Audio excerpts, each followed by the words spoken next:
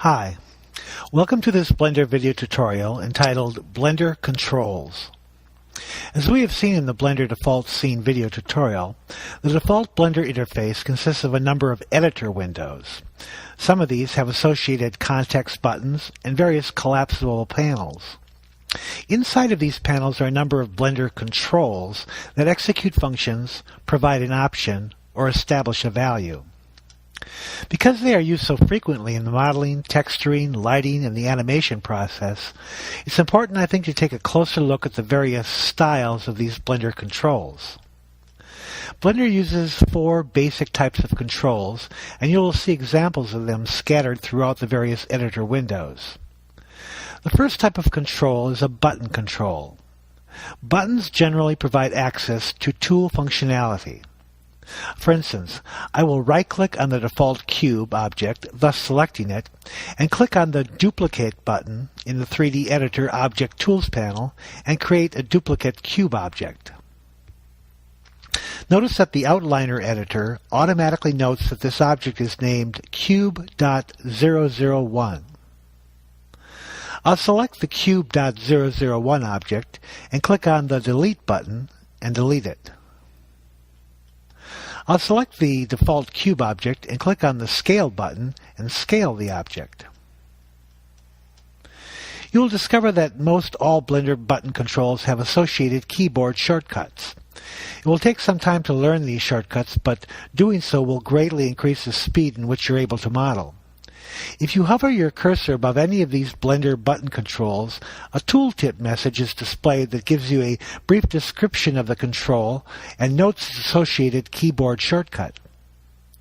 Here Blender notes that the shortcut for the Rotate control is the R key. And here the shortcut for the duplicate object is Shift D. I urge you to memorize as many of these shortcuts as possible. The second type of Blender control is a checkbox control. Generally, a checkbox control either enables or disables an option. For instance, here I will select the default cube object, and in the Properties Editor display panel, I will check the Name box. This displays the name of the object in the 3D viewport. In the Transform Locks panel, I will checkmark the Y and Z location locks, so now the object can only be moved along the X-axis. Checkmark options remain attached to a specific object until they are removed. The third type of Blender control is a slider control. Generally, sliders allow you to enter a floating value.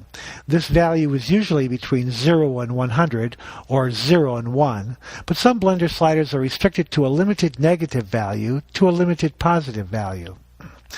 For instance, here I will select the default cube object and then click on the Modifier Context button in the Properties Editor, and I'll add a bevel modifier to the cube object. The width of the bevel is controlled by a Blender slider control. Slider controls have a left and a right arrow that can be clicked to incrementally step up or step down the value. You can also click on either arrow and drag the value. It's also possible to click on the value itself and type in an exact value. Here I will set the width value to 0.35. Confirm by hitting the Enter key.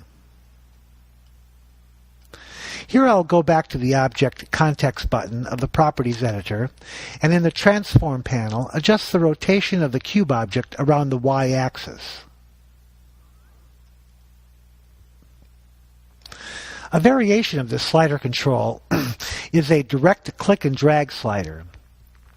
With the cube object still selected, I will click on the Materials button on the Properties Editor and click on the Color box in the Diffuse panel. Here I can click and drag the color sliders and adjust the amount of red, blue, or green diffuse color. The fourth type of Blender control is a Select Menu control. Now generally a Select Menu control allows you to select an option from a list. For instance, with the cube object selected, I will select the Texture Button Context button in the Properties Editor, and under the Type menu control, I'll select Blend.